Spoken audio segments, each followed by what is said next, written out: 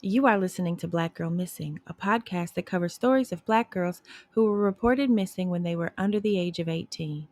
When Black girls go missing, their cases are severely underreported in mainstream media. We want to shift the narrative. We invite you to listen, learn, and do whatever you can to help us bring as many girls home as possible. You can find us wherever you listen to your favorite podcasts. Please remember to subscribe and leave a review on your favorite platform so that we can keep bringing you the stories of Black girls that need to be told. Due to the sensitive and sometimes graphic nature of these cases, we advise you to use caution when listening.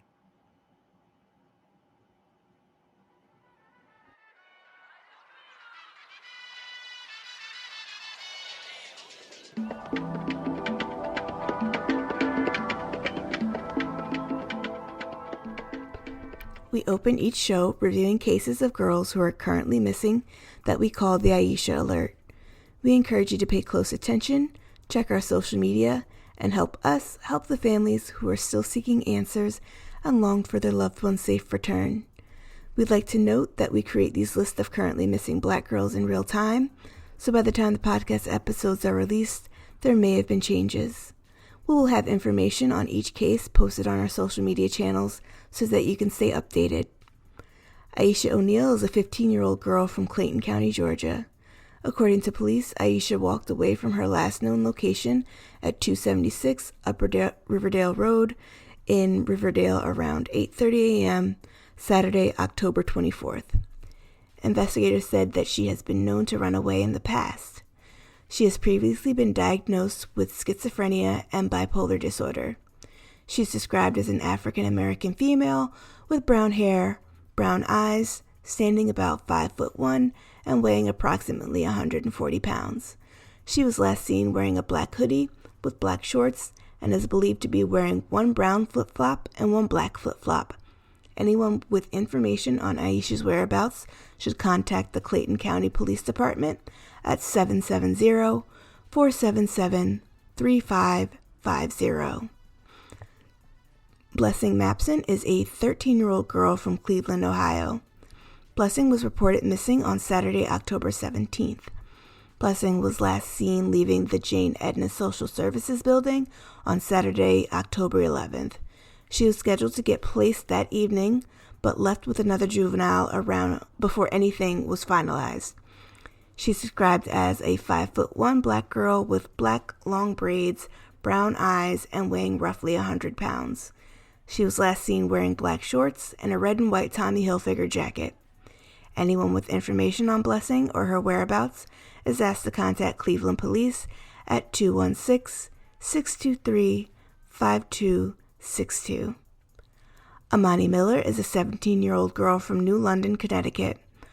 Police have issued a silver alert for Amani, who went missing from New London on Thursday, October 22nd. She's described as black with brown hair and blue eyes, 5'5" and 190 pounds. She was last seen wearing a black cardigan, blue jeans, and black slippers. Anyone with information on her whereabouts is asked to contact New London Police at 860-447-5269. Welcome back to Black Girl Missing, everybody. I'm Nikki. I'm Asa. And I'm Asa Jones. Thank you for joining us. How's everybody doing today? Actually pretty good today. Yeah. That's wonderful. Love to hear it. I know. Gosh, we love to hear that. It's surprising. Black women deserve. How y'all doing? Girl, I got a bubble right now. I'm gonna be honest with the people. If I sound ridiculous today, it's just something stuck in my throat. I don't know what it is, but no, I'm really good. This is the last episode of the season. Yes. What? How do we have 2 seasons of this show already? We've had 2 whole seasons. Wow. That's so exciting. It's quality content. It is. And I'm immensely grateful at people who have been rocking with us since the very beginning. Oh, yes. And COVID really tried to end us at first. Girl. Tried it. Like, no, ma'am, we are not going Nope, And we nope, kept nope. trying to, make it work and make it happen, and we're good, and people are like wanting to hear the stories. That's so exciting. I'm so thankful and grateful for everybody's support. Our Patreon, we got patrons on Patreon, so you can hear our bonus episodes and our after shows. I love it. Yes. People love this show so much they're trying to copy it. Mm, Girl, don't get me started. okay. Don't Okay. get me started. So I just Can hey, It's hey, Monday, and hey, I will go there. hey, hey. we save We this are for a Patreon recording. episode? Okay. I think we'll put that in bonus episodes. Maybe Yes. that'll be the season ending bonus episode. You gotta Boom. subscribe to get that extra content. Shout out to everybody who has. We got merch on the way for our subscribers, right, Nikki? Yes, we got merch on the way. Folks who have subscribed to the proper levels will receive their merch about a month after they That's sign wonderful. up. I love it. Yeah, and then we can do an after show about our I can't even call Things it and stuff. our penny. Yeah, Things, parts, moving stuff, Mm-hmm. season there it trees is. and flowers, and no, we it's all love here, and we really are honored to be able to do this in all the ways in which we have done it. COVID really did push things, and Nikki has become like super engineer, and Asa has become researcher extraordinaire, and I eat a lot of food, and Right. and Yeah, I keep up with the program. join these two women in this really great show, and I'm honored to be able to do this with my friends. And I get a little emotional. It is the last episode of the season, so I'm just reflective and grateful and honored to be a part of this work. It is. So let's get into this last episode of season 2. All right. All right. Today we are going to talk about Janteyl Johnson. On the morning of February 3rd, 2010, Kima Johnson dropped her children, Janteyl and Prentice Jr., off at school. At the time, Janteyl was a student at Glasgow High School in Newark, Delaware. That morning would be the last time that her family saw her. Janteyl was 15 years old and 5 months pregnant when she disappeared. She was excited about her pregnancy, and she was excited about finding out the sex of her baby, and her family was supportive of her during this time, which is an important note. Mm-hmm. Janteyl called her mom and said that she would be leaving school a little early because she was feeling ill. And the Johnsons lived a little less than a mile away from Glasgow High. It was about maybe a 20-minute walk. Several hours later, Prentice arrived at their home to pick up Janteyl and bring her to meet the family at church. They were an active church-going family, also important. Put a pin in that. Prentice noted that the door was unlocked. Janteyl's prescription glasses were left behind, as was her winter clothing. The only thing she appeared to have on her person was her black puffy coat with the fur around the hood, which everybody had back then. Yes. Yeah, no, you wasn't cool if you ain't had it. And I would Correct. ruin the hood by putting it in the dryer by accident. Yes. Yes, Oh, that too. yeah, Ooh. that was not a good look. Now, Janteyl had run away before, but she had always come right back home. And that creates some curiosity for me. Now, the last call to Janteyl's cell phone was from the father of her unborn child, a 26-year-old man. Let me run that back. Mm. The last call to Janteyl's cell phone was from the father of her unborn child, a 26-year-old man who has not been publicly named, and her phone last pinged near the man's mother's house. Can we just pause Yeah. right there? I just want to pause real Yes, quick. I think yes. it's important for people to understand that there's an epidemic of predatory impregnant, in how do you say it? Impregnator? Something like that. This this idea that so for teens that are get pregnant between 15 and 17, I think something like 40% of the men that impregnate them are over the age of 21. And I think Mhm. of those men, 25% are over the age of 25. And so that is Mhm. problematic, like incredibly problematic, how bad and disproportionate that is within our Black communities. I just wanted to kind of interject that there. No, I Thank you for appreciate that. that. Yeah. So, this man who has not been named publicly, he has been interviewed by police multiple times. He was not cooperative. He has not been named a suspect in her case.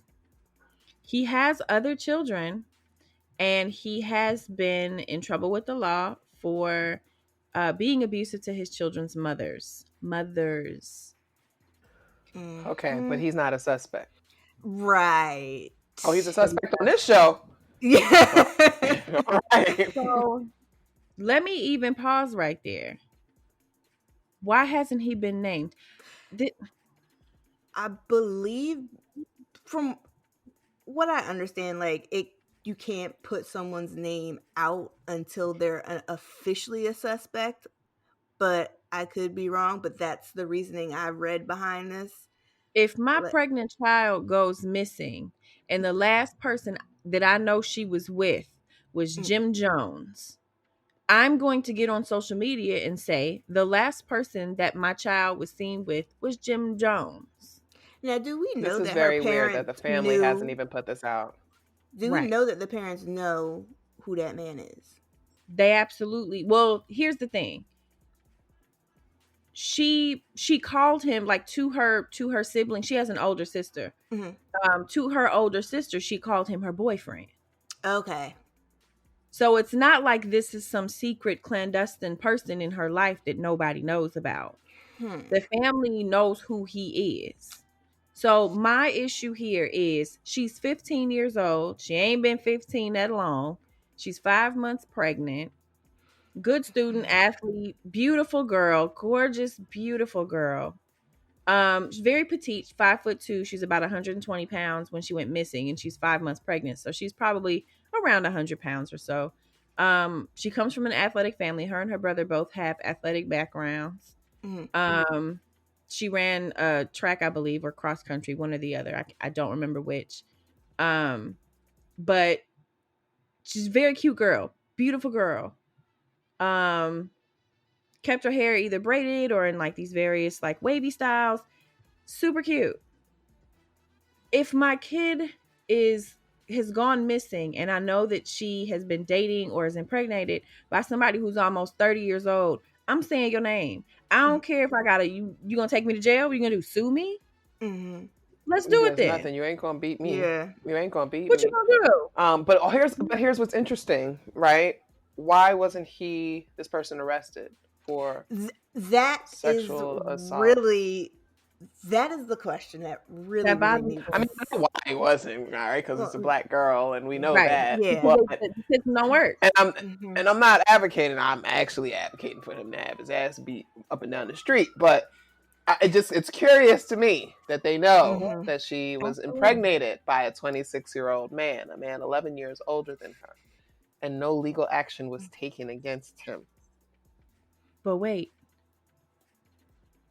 there was another person identified and questioned by police who was even older than that, who was also in contact with Janteyl the very day she disappeared. Again, it Hell.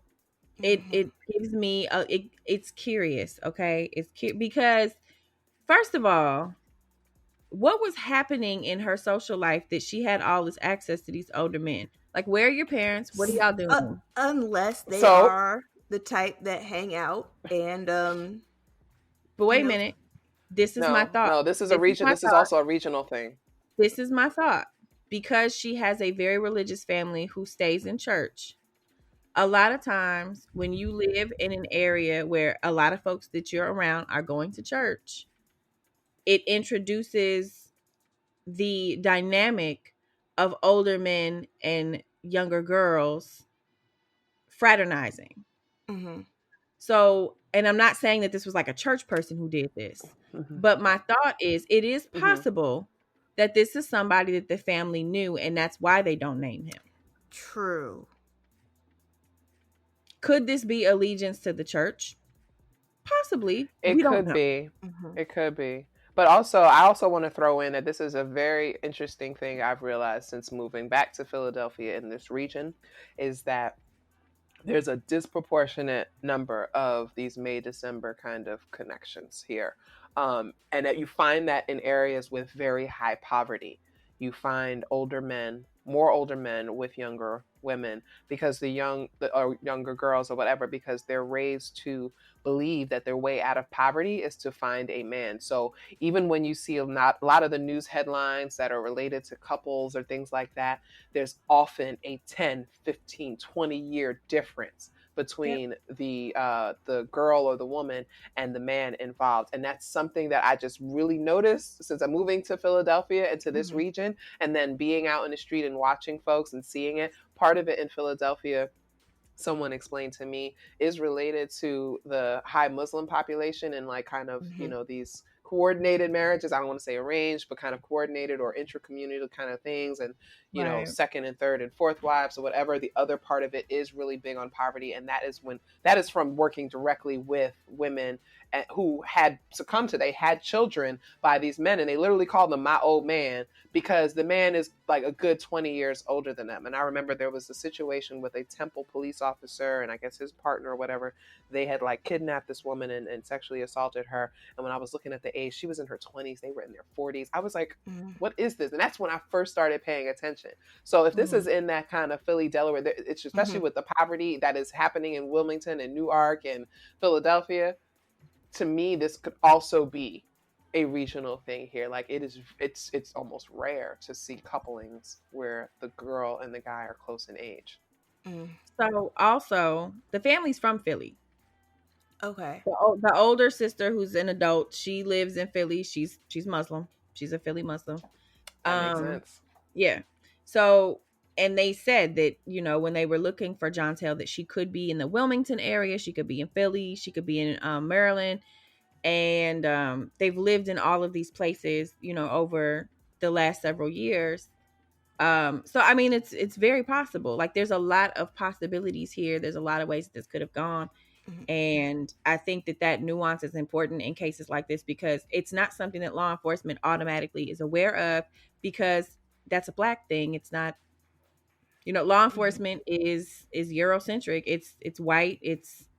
And they don't pay attention to the things that go on in our communities because they don't have to and they don't care. Mm-hmm. Right. That they absolutely don't. And that's why, I get why some people say that they want more Black people on the force or things like that, because to inject those nuances. I get that that's part of their argument. It's like Mm-hmm. if you had more people who understood community dynamics and stuff working in the communities, but that's never how it happens, right? You give people a little bit of taste of That don't power work. and they turn into these megalomaniacs. Okay. So, Right. but if that were the case, right, like that's what we always want. We want the folks doing community work to be of the communities, and that would help a lot, right? But Mhm. unfortunately, when it comes to police and things like that, it doesn't really work out. But yeah, something's really curious about this case in the Yeah. sense that this person's name has not been revealed. That's really striking me as weird. Yeah. Yeah. So Claudia Rivero, who was a journalist reporting out of Philadelphia at the time, covered Janteyl's disappearance, but it garnered very little interest.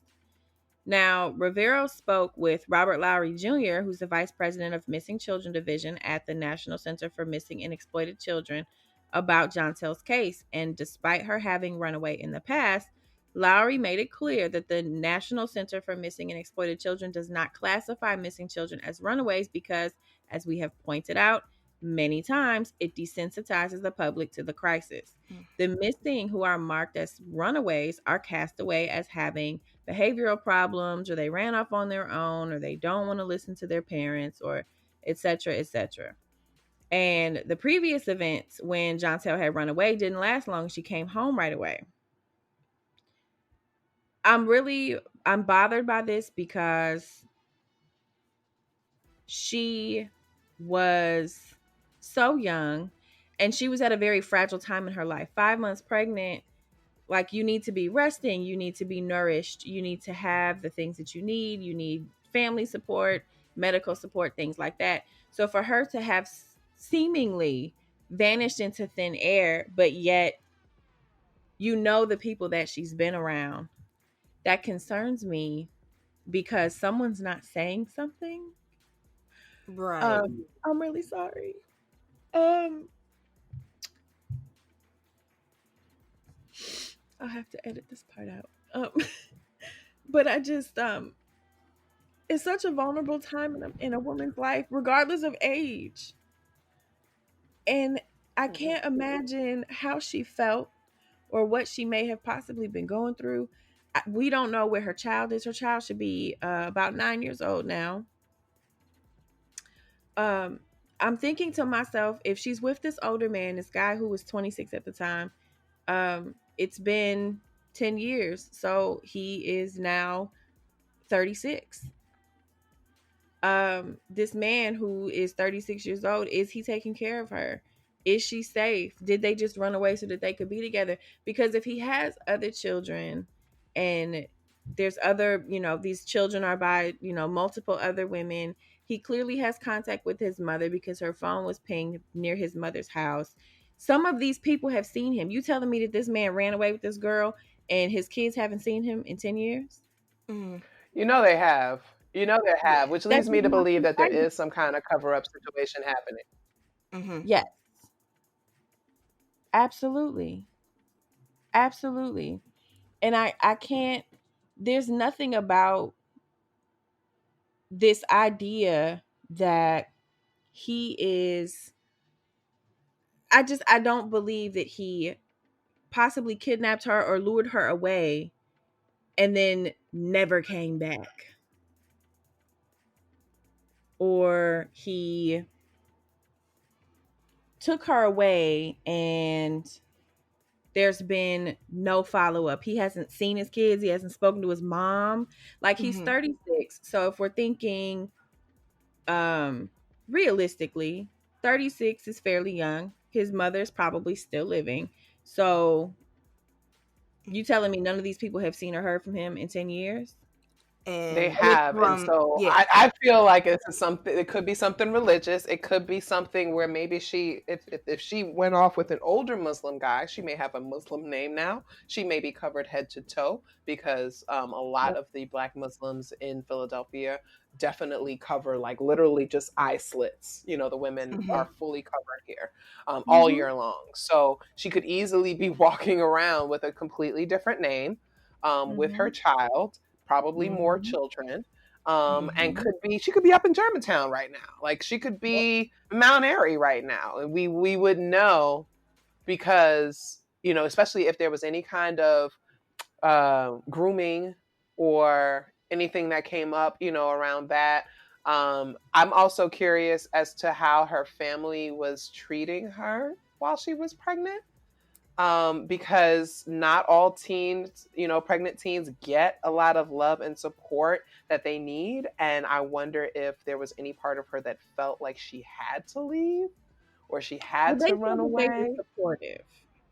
Yeah. Her family said that they were supportive and that they were just kind of taking her lead. Like, she was happy about her pregnancy. Her family was happy about her pregnancy. Great, cool. Right. But I'm also wondering, so one thing that sticks out for me is that her family has been like a primary navigator in her narrative. So, and I'm not saying that they're not being truthful, but we are looking at this objectively. Like, I'm on Janteyl's side always. Always, right. And it's, I'm not aiming to offend anybody or make anybody feel any type of way, but I have to look at this from every angle and think, if the family is the primary navigator of the narrative, what if she didn't feel that way? Like, what if she didn't feel like her family was happy about her having babies? Exactly. Because I don't know any religious Black families who are thrilled about their 15-year-old. Thank you. Yeah. And 5 months is when you start to really show.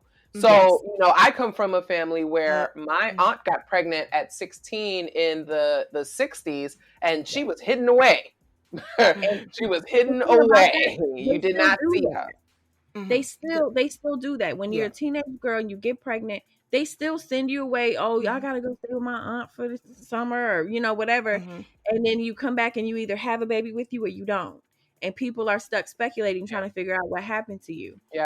And there was something else that I noticed about their family that was a little particular, and I kind of thought it was a little strange. Janteyl and Prentice, her brother, didn't go to the same school. Janteyl went to Glasgow, which was a little less than a mile from their home. But Prentice went to McKean High School, which was about 20 miles away. 20 miles north. It was in Wilmington. And I wasn't sure if it was because he was into sports and maybe they had a better football team. He was a wide receiver for McKean High School. I wasn't sure if maybe that had something to do with it or what, but I just thought it was strange that you would send your kids. They're close in age. I believe they're about a year apart. Prentice appeared to be maybe a year older than Janteyl, maybe 2 years at the most. He graduated high school in 2010, so he was a senior when she was probably a sophomore. Okay, because that was when she disappeared. I wonder if there was some other things going on, and yeah, that's also very curious. There's a lot of things here that are curious, and my mind just keeps going back to the fact that she was a teen. She was pregnant as a teenager. She had this older man that she got pregnant by. We don't know his name. There was another older man. It's a religious family. She disappeared around the time you really start showing. There's a lot. Now, and she'd run away before. They seem like a very well-adjusted family. When you look at pictures of them, they are a gorgeous family. Everybody in the family is beautiful, first of all. Like you don't always see that. Like, I mean, the mom, the dad, the son, like everybody is gorgeous. They just have these big bright smiles and they're all just like this nice, happy family. But just because that's what we see doesn't mean that that's what it is. Quick question on the family. Absolutely. While you were researching this, did you see anything with like the family continuing to follow up, to keep her name out there, or anything like that? They have they are very active on social media, and they actually have a like a Facebook like one of the Facebook pages about Janteyl missing, and they share like other missing stories of other missing people. And I believe that her mother, Kima, is the one who is managing that. Just reading the tone of what is written, it kind of sounds like it's a mom. And then that page shares posts from Kima's, like public posts from Kima's personal Facebook page. Okay. So, I mean, they are like, they're around. Prentice is grown now and, lives still in Delaware. Mom and dad are still around. The older sister lives in Philly still. And I'm not sure if the older sister I'm not sure how much older she is, but she seems to be quite older than Janteyl and Prentice. Okay. Like she was not in high school at the same time that they were.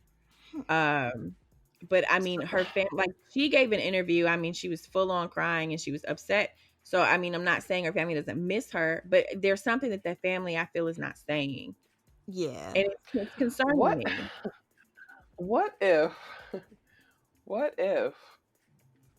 she fell victim, like so many pregnant people do, to somebody who did not want to have another child? And what if she was killed because she was pregnant and about to have this man's child, and he already had other kids and didn't want to deal with another one, and probably knew that if she had a baby that would be linked to him, he could go to jail probably for the rest of his life if he had a background, So what if like if we were to think that far, like maybe she was killed or murdered, I could easily see how it could be related to the fact that she was pregnant. Yeah. And we never want to think about that, but it's true. It's reality. It's a possibility. That is absolutely what could have happened. And that, she's not alive at all. And I also thought about the possibility of them maybe being Muslim. Like she has some distinguishing marks that if she is covered, you would never see them. Like she has a scar under her lip, like right on her chin, right below her lower lip. You would never see that. Yeah. You would never see that. I believe it said that she may have had a scar on her neck Again, you would never see that. Mm-hmm. She's dark skinned. She's, she's short. She's 5'2". She was petite and very thin. Again, you're not going to. You She don't looks like stand out. every short black woman out. You're not. It's not something where she's unusually tall, where you can say, "Oh yeah, she's 6'2". Mm-hmm. You're not going to see as many women who are 6'2" as women who are 5'2". Right. There's nothing. Right. If in the event that that's what's Right. happening, it's really hard to identify her. And if she lives a life of, if she's living and she's with him, if she's living a life where she is being cared for and doesn't have to work, she's just in the house with kids. Mm-hmm. Nobody's asking any questions. Right. I also thought about the Yeah. possibility of her running away with this other older guy who we don't know anything about. Mm-hmm. Police said that he wasn't a suspect either. Why not? Like, why do you not feel like these old men, they're not old, but why do you feel like these men who are a decade older than this girl are not supposed to be suspects? That does not make sense to me. And that's really troubling. Again, so I got to bring it back to Philly. Like, I got to bring it back to this kind of feeling of, is this accepted? Is it part of Right. the culture? Right. And will people question it? And I'm like, probably not. Like, probably not. They don't blink when they see a 50 some odd year old man with a 20 something year old woman. They don't. Yeah. And then I also thought about, and I know this is all like speculation. We can't really say yes or no either way, but we can think about, scenarios that are possible in our community. I thought about the possibility of her also maybe having a mental break. Mm-hmm. I think that sometimes when people I can see run that away too. from people running away from a situation, she's under a lot of pressure. Mm-hmm. You're And 15 years old, your body's changing. You got a lot of look. When you're pregnant, your body does a lot of stuff. Your brain does a lot of stuff. right. And that And in the event that her family wasn't as supportive as they let on, she might have just been like, I can't stay here. I got to go somewhere, anywhere. Yeah. and Or having a if she was break getting like pressure that, from him, Yep. something like that would being stressed explain out. Yeah. why there was things that were left behind that you would typically need, like your glasses or Right. And they were prescriptions. So it's not like she didn't need So she them. can't see. yeah, right. But also, you know what else could bring that on? Miscarriage. Yep. Right? Mm-hmm. Like, again, so we're looking at this 15-year-old and the Mm-hmm. 26-year-old. I keep going back to, okay, first of all, as somebody who was 16 involved with a 24-year-old and remembering the abusive, like, inherently abusive nature of that relationship, but then also somebody who was significantly older and pregnant and stressed to the point of miscarriage. We're, like you said, we're looking at this objectively. We want to think of all the possibilities and wonder if she experienced something like that. Maybe she dashed out to go to the hospital and, maybe something happened along the way. Like, there's just so many possibilities here that it gets really frustrating, especially when we get these kinds of stories of just like, sometimes it's not even necessarily just about closure. It's just kind of like, what happened? Like, if I could just get some sense or some direction of what happened. But the fact that we've just named like 3-4 possibilities of what could have happened is really, really, really messed up. And like the thing that always gets me about these is the authorities that we call in to help are useless, and not necessarily because they don't have the means to. It's they don't have the will or the desire to look into these with compassion. They would if they had the pressure, right? So if they had the community pressure, which again, I'm wondering, you talk about them being religious or whatever. I know that there are some religious groups or types of folks who like to stay away from that kind of stuff, right? Like, they don't like to make big deals about things or whatever. So I wonder if that contributed also to a lot of the secrecy around this, or, the fact that we don't have as many details. But I don't know. I don't know. I also want to note that Now, usually when we do these episodes, we have statements from local police. And I didn't have that today. What? Not even no statement from no lieutenant who said this case has been bothering us for 10 years? Nope. No, ma'am. So without Claudia Rivero, who is an Emmy award winning journalist, I'm not sure where she works out of now, but she was working out of Philadelphia. Mind you, this is Newark, Delaware, which isn't far from Philadelphia, but it ain't Philadelphia. Yeah. And that lady did not have to put her nose in this if she did not want to. She could have said, nope, local news only, thanks. But she didn't. She saw this. She picked it up. She started talking about it. She did a piece on it for NBC 10 in Philly. And then it didn't really shake any walls. Nobody really picked it up. Nobody really cared. And she kept talking about it. And she actually launched a website called where'sjanteyl.com. And she began making a documentary about the case. I don't think that she ever concluded as of yet, but I mean, documentaries can take a long time to make. But it just really seemed like without Claudia Rivero's intervening in her research and her investigating, I don't think that anybody would really know much about Janteyl because the police just really, they didn't have anything. Yeah.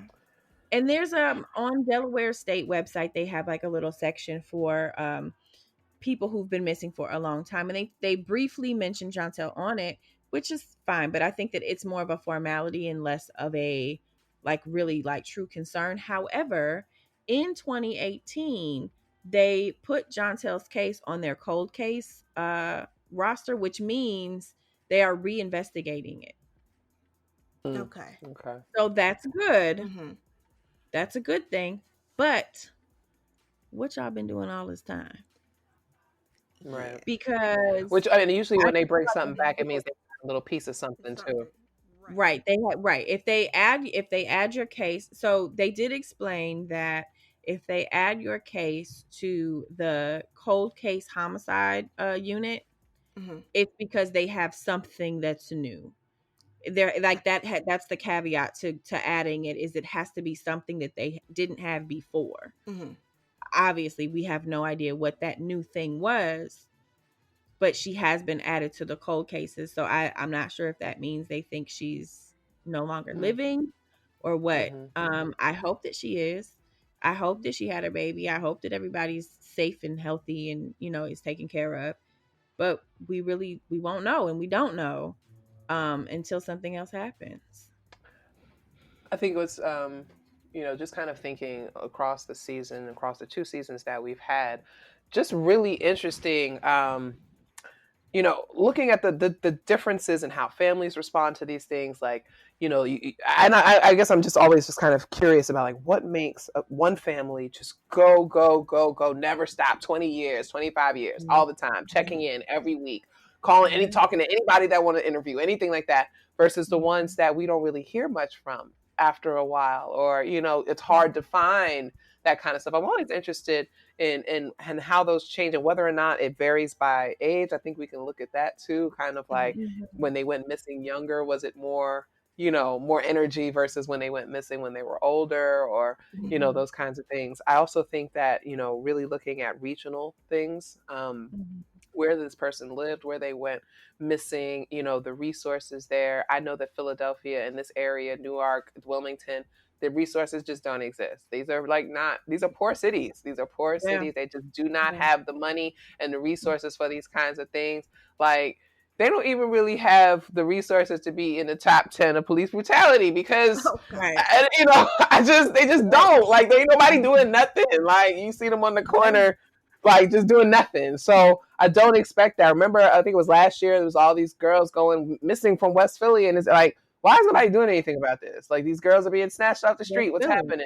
So, I keep going back to, us thinking about that. And as we just think broadly, right? We have families that contact us. We have friends of these people that contact us. They send us messages. So if you're listening to this and you know a little bit more about this story, we would love to talk to you. We would love to do a bonus episode maybe about this. If you are at all familiar, and this is with any of our cases. If you know anything, we give us messages. Listen, that has helped us Right. dig into a Yeah. lot of our stories even more, just by having those of you that are listening just give us details that we can't even find online, or perspectives that you have. We would Absolutely. love, especially for season 3, that would be really great to have you Yeah. all And kind of just tell your we've had people reach out with the most just random of details that we couldn't find anywhere else. Right. So, anywhere. and I mean, this is a community effort. It's not just the three of us. I mean, it's you all too. So if you do know anything, or if you see something, or you know something, or you know somebody, or you know a detail, by all means, let us know. Yeah. Mm-hmm. Oh, because we will do a follow up. We will do, on our social media, we will put stuff, we will have bonus episodes. If we could get some more information, like, we're here for it, But season 2, guys. I'm grateful that Ooh, we even got this ooh. far. Um, Yes. if you know anything about Janteyl Johnson, or you have seen her, you think you've seen her, you think you know something, you can call Newcastle County Police Department at 302-395-8171. You can subscribe to our Patreon for our bonus episodes and our after shows. And we'll see you for season 3. Yes. See Yes. you for season 3. That's a wrap. Ah. All right.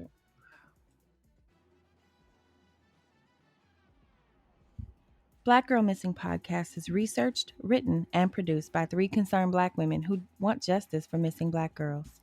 Today's episode was written and produced by Nikki Irene, and the Black Girl Missing theme was produced by Siraj Khalif. Be sure to follow us on social media. On Twitter, we're at Black Girl Missing, BLK Girl Missing. On Facebook, we're at Black Girl Missing Pod. On Instagram, we are at Black Girl Missing Podcast. Visit our website for more information about each case, blackgirlmissingpod.com. Contact us on social media or email us at blackgirlmissingpodcast@gmail.com with any tips, feedback, or names of girls you want us to look into.